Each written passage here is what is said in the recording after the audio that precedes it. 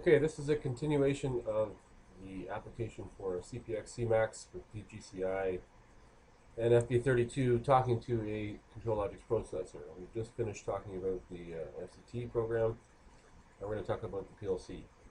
I'm going to give you a brief overview here of some configuration data that's also covered in the document, which is the main document here, and down here. The configuration initially is, you have your Ethernet card. You need to add a CMAX generic module, or a FB32, sorry. The idea is that you have to match the data over here. This is also covered in the manual. I'll show you that in a second. So here we're showing the Allen Bradley PLC that I'm using. This Ethernet card right here is the middle card. That's the one that's connected to our CPX FB32 module. Gives you a little overview of the controller itself. This gives you an overview of the settings on the Ethernet card. And we'll discuss this in a minute. Okay, I'm going to show you within the zip file that you've received, there is an FMT directory. In the FMT directory, you have this Festo maintenance tool file. When you open the file, this is what the access is configured as. If you were to go online to my controller and my terminal, you've got an FB32 and you've got the CMAX controller. Now, down here you can see that this here area status area gives you the total bytes of information. This will match right here. If you were to go offline, you'll configure the in and out for 8 and 8. As far as the configuration goes, it's 35.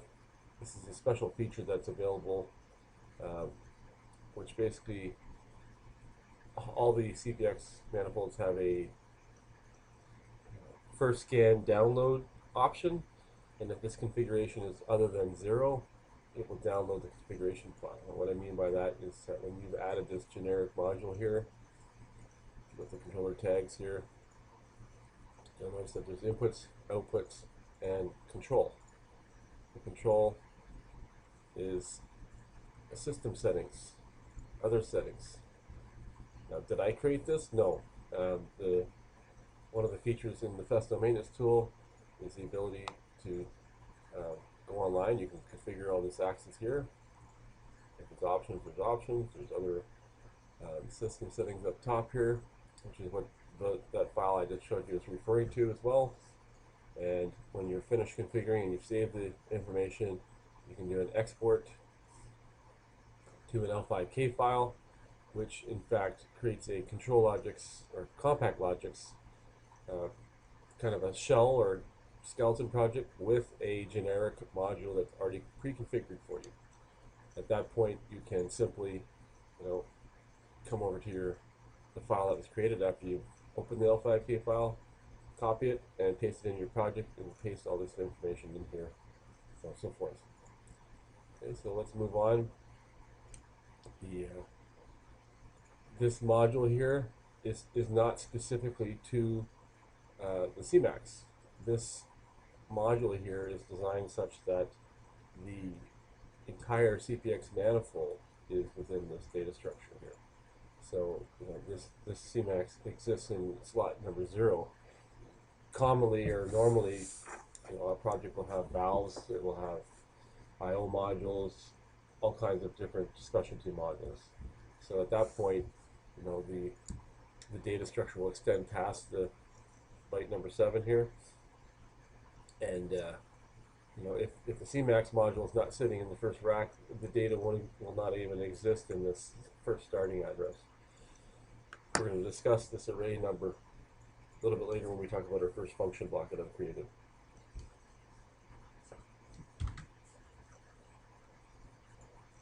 Okay, moving forward, in this project that I have here, I've supplied 5 function blocks. This control function block is the main one. These function blocks right here, I'll call them daughter function blocks. These function blocks right here all reference this function block with respect to controlling what's going on the CMAX. The user-defined data types are all line. The intent here is to have a structure so that you have one axis, you have one tag. For example, these are nested tags. So for one axis you have one tag. So for one CMAX you've got this one axis here. I've set up everything so that theoretically you can control everything from one tag. If you want to add or duplicate the project, you simply copy the tag, paste it, change the tag name, and then copy all the code, and you've got a whole other project waiting to go, another axis, using that UD CMAX control data type and all the subpoints. If you have more than the normal moves, which we'll discuss later, you can simply open up the array within the main data type. Moving up to the top here are routines. This PLC status routine, this is just some normal ControlLogix information. Really has nothing to do with the CMAX. It's just kind of my canned code that I add in every project here. It gives you, firmware version, serial number, different information, cycle time, controller time, heartbeats, flashers, things like that. Getting the local module status, that is referring to the backplane modules. You always want to know or get some status information on the Ethernet cards or the modules. So for this point here, I'm looking at the card itself to make sure there's no faults. The generic module down here, if I was to, for example, right now disconnect the module, I immediately get a fault. Plug in the cable back in, it'll recover at some point and reset the fault. Just a second here. There. So in this code down here, the CMAX, this is kind of an experimental code, that's why there's errors on it. It's not really part of this project here. Same thing with this down here. Just an experimental code that's part of my project here for future use. Mode select. If you read the FHPP manual, you'll notice that there's 4 different modes of operation. There's record, direct, commissioning, and parameterization modes. And then while you're in direct mode, you have either position or force available to you. So this particular routine here changes modes, monitors modes, enables the drive, and resets faults. In the commissioning mode, there's basically 2 sequences that I use. We've got movement test and identification test. This commissioning control here basically has some additional code that is called from those routines. Movement test itself is what we discussed earlier. It checks for the tubing to be correct. This particular routine is simply here to provoke or start the routine and monitor for finishing it. It does not tell you whether, or does not look or monitor for whether the movement test failed or not. That's, you could watch the LEDs, or you could add some of your own code to do that. The identification sequence, again, is the same thing as what is going on in the FCT that you can provoke. This routine here simply shows you how to do that from within code. Before you can actually execute this routine, typically you have to reset and act on some parameters that are in it so that it actually requires it, simply just like you do in the FCT program, where you've got you have to reset certain things before you can start the identification, otherwise the identification is not available to you. Same thing over here in the movement test, you've got to reset before you can actually do it. That's what the other part of the sequence is in the ControlLogix project here. And all the information is included right here, as if to say, this is what I'm doing step by step. Whether you use this code or not, it's entirely up to you. I've used this here so that whoever the user is can, without a doubt, understand step by step what actions I'm taking, um, so that whatever code they design, there's really no question as to how it should be controlled. Homing sequence, this is more so just for one particular type of axis, which is it's the DNCI that has an incremental encoder that needs homing every time you start up.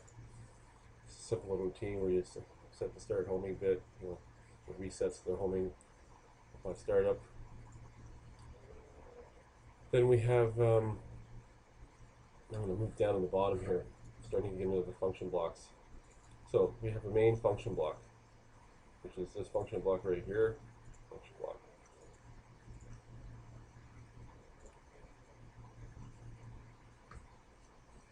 This function block is the main I/O for the whole system. The first thing I'd like to discuss is the tag. As I showed you before, you've got one tag for the whole control. The very first tag is the CMAX-FB control. That there is an instance of this function block itself. It's a data match. It has all the different I/O tags that are associated with the one axis. Now, this is all explained in the manual. The manual talks specifically about every single tag that's being used here. In the manual here, you've got, where is it here? So, again, like I said, it talks about this particular function block here. It talks about how to configure the tags. It shows you what I just showed you there. And it talks about this right here. What this text here refers to is the fact that, as I said previously, the CPX terminal could have something other than just the CPX-CMAX. The CMAX could also be in a different slot location. So therefore, the starting address for all the data moving in and out of the controller over the FB32 module can actually start at a different address than what it does right now. This function block here, whatever you've named your controller, this is again our I/O here. So I data, O data. That's what you specify here. If we were to change the name of the card, which is down here, FB32 CMAX, FB32 CMAX, what would end up happening was you'd have to re-reference everything. And then the second most important part is the starting array number. That array number must match whatever your first byte is on the CMAX. It will automatically consider all contiguous bytes up to 8 for each axis that you specified.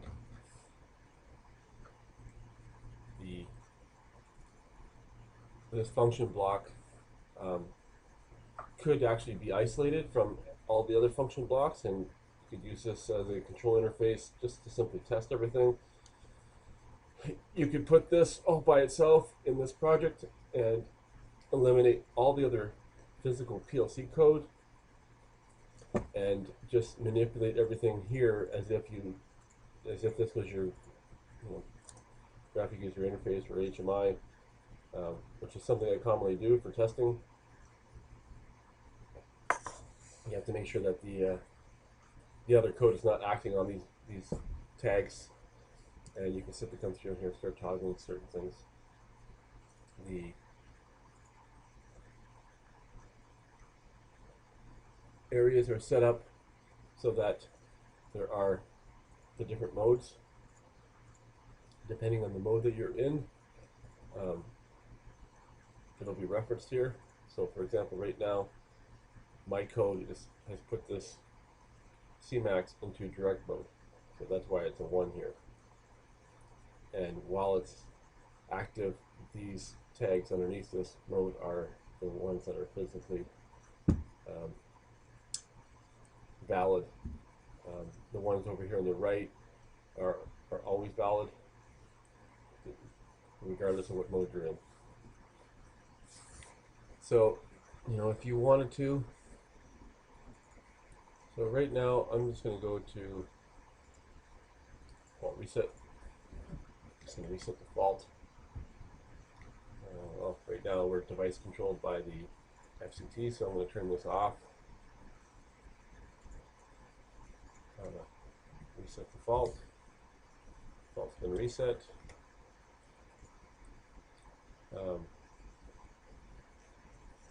If I want to right now, I can actually make this particular axis move or do whatever I want from this control. So for example, we're at position 200. This is a 300 millimeter stroke, as previously mentioned. We're at position 261.97 millimeters. So I'm going to jog minus just to show this. So this is just one simple little example of using this particular thing here to this function block to execute something in the controller. I can even execute a task if I want, the primary set point. Let's see here, 200. On linear actuators, there's a scaling factor of 2, so this 200, or this 20,000 is actually 200.00. This right here, the secondary set point is my percentage of velocity. So 150 here, and if I come up here right now and type in a 1, it should move, which it did. You'll see here that now we're at position 199.81. The acknowledge start is still on because we haven't turned the start off.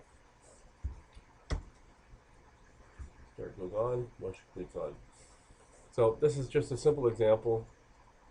The modes of operation are controlled via these right here, okay, which, as I showed you earlier, in this mode routine here,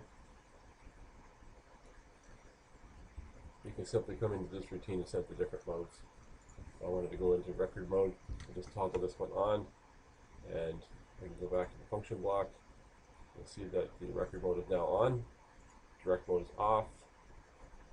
These bits up here changed because that's what that mode code was acting on. Do I have anything in the controller?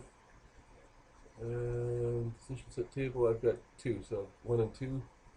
So if I go to my code here, I can tell it to go to 2. Well, tell it to go to 2. 2 is 0, so I'll tell it to go to 2. All I have to do is turn on the start task, and it's now executed. And we're at primary value. It's kind of overshot a little bit. We're at -3. The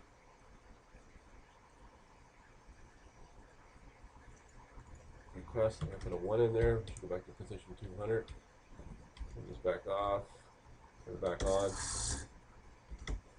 and now we're at 200. So like I said, this is not active right now because we're in this mode right now. So the primary value, which is, if you read the FHPP manuals, primary value is the actual position. So if I was to go to the manual here and go to record select mode, move this back over here, the primary value down here shows you that it's actual position or actual force depending on what you're doing. This is the status area. This is the overview. Like I said, that is the primary value. So that is position 199.80, which is actual position 199.80. So we've showed you how to change modes. Again, you don't need any other code other than this function block here to make the system work. If you want to just play and test with all your different application desirements or The next one here is to move up into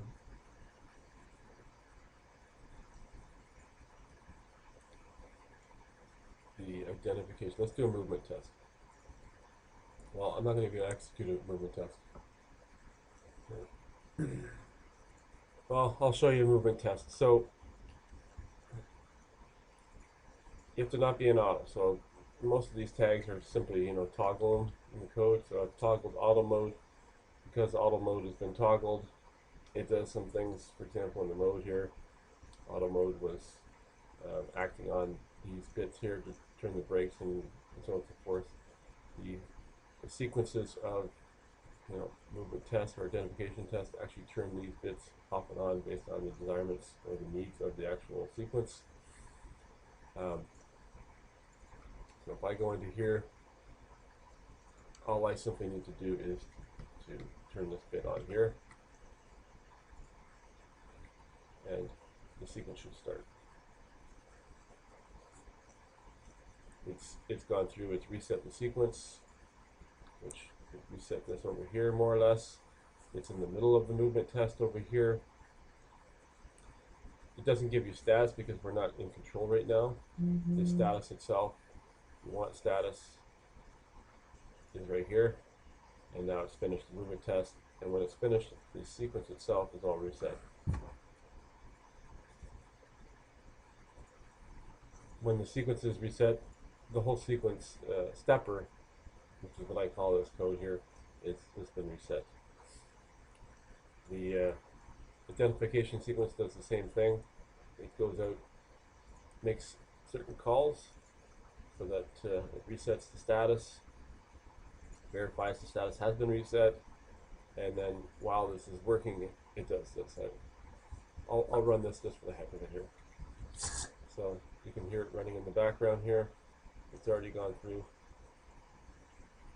It's acknowledged to start. It's in the middle of routine. We're at 2% of the identification procedure. You're not going to get the update right here. For some reason, this is not representing the proper status. This should really be off, but just because we're executing it from the PLC, that it's not really giving you the status properly there. So we're at 6% now. Obviously, we're sitting here while we're running. 7%. I'm just going to pause the video because we've already showed you the previous identification routine while using the FCT software. I'll stop this when it's over. You see the stepper here is on. As soon as this last stepper is on there, it resets and goes. Okay, so this is finished. So we've covered these routines up top here. This particular routine, the homing sequence is not required on this axis, the GGCI, because it has an absolute encoder. Let's talk about the FPC. So we have the FPC function block that I've created here. If we go to the manual here, go down, you'll see that we're discussing over here. Give you an overview of all the different tags, data type, what the purpose of them are. The manual that is in the app data directory, I have more than you do, but this particular file right here, I'm going to open that up right now.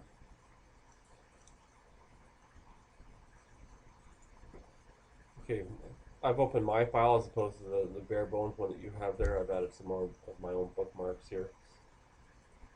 The controller itself has a ability to read and write parameters, meaning this is a parameter, this is a parameter. Any field that's in here is a parameter. Okay, the book discusses in details the ability and the way to manipulate the data that's in the controller. This is if you were using the FCT controller. So parameterization is done again through the same 8 bytes of data that we're using. It's just, the meaning of the IO or the full 8 bytes changes depending on the mode you're in.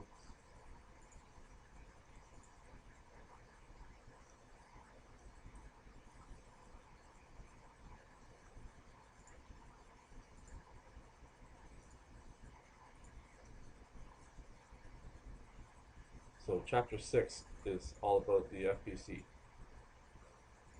It shows you how to make calls, what the calls mean. This information right here is also represented in the manual right here for this function block. Talk about the error codes. All of the function blocks that I have added to this code, I've given you the structure to actually do any one call. For example, you'll see here that this structure is more or less the same thing. You've got a tag that is for the function block. The tag has additional outside code tags that you are going to use to act on this. This bit right here, for example, is the one that you want to turn on in order to execute what numbers you've put in here. And once you understand what the meaning is behind these numbers, then you can start doing some real solid code. I've added what the meaning is for the ones that I'm using here. For example, the PNU call is 1170 subindex 1, and that in fact represents identification type settings. And I give you this blurb here is basically what's in the manual itself. And before you can make a call, you want to make sure that the generic module is communicating and that we're in the parameterization mode. So if you want to duplicate another one, you simply copy this code, create another tag of the same type, and you've got a whole piece of code ready to operate on another FPC parameter.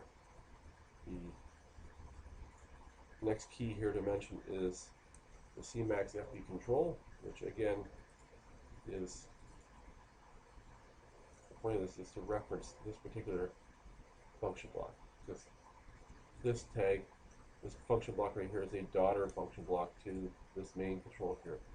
So whatever you've named and given the tag for this function block, that tag is what you're going to specify right here and in all the other daughter function blocks. Once you've given a new tag, you've given a main tag, then you're ready to rock and roll. Again, you could isolate and remove this code up here and simply have one run that's always true and simply turn the enable off and on to try out different parameters to see if they work. You will get response codes.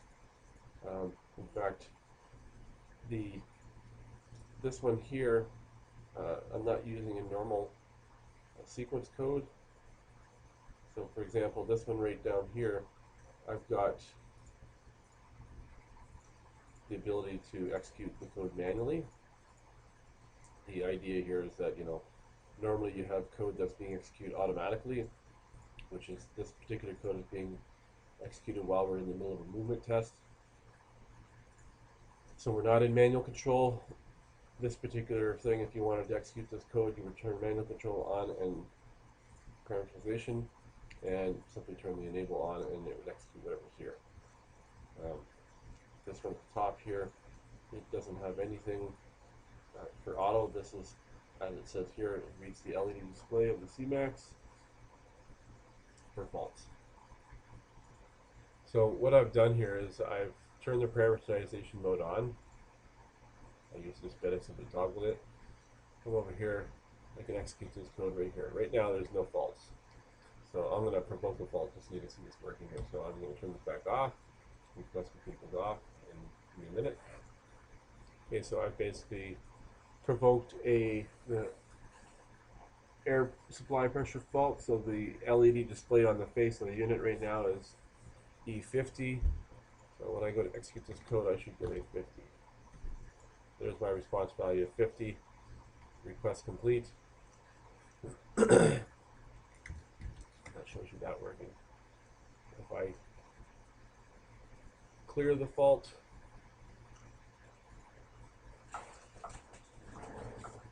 bring the air back in.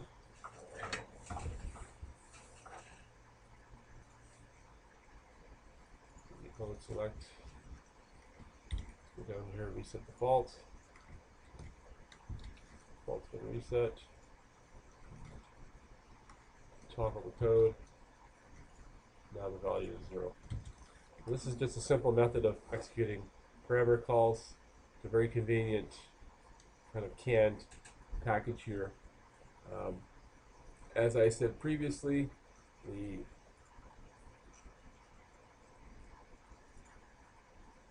main function block here can actually do everything that the other one's doing.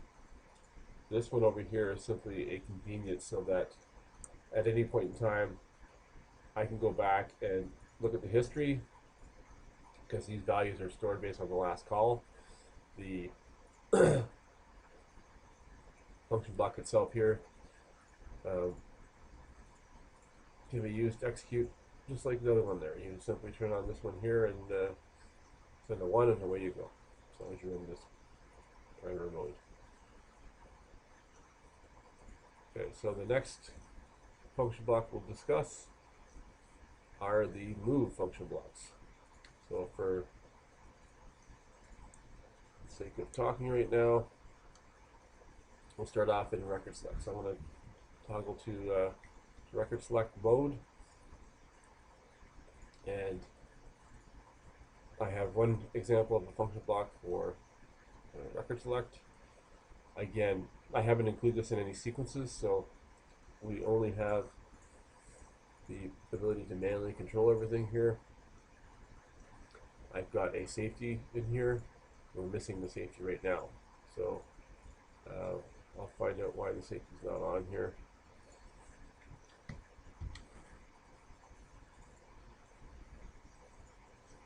Because the drive's not enabled right now. Operation's not enabled, so we have to get that on right now. So I'm going to go find out what's going on here.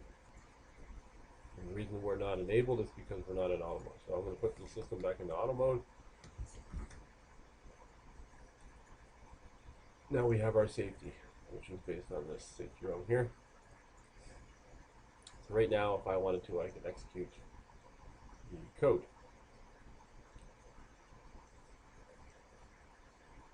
Obviously, I have this bit backwards here, so I'm going to quickly change this.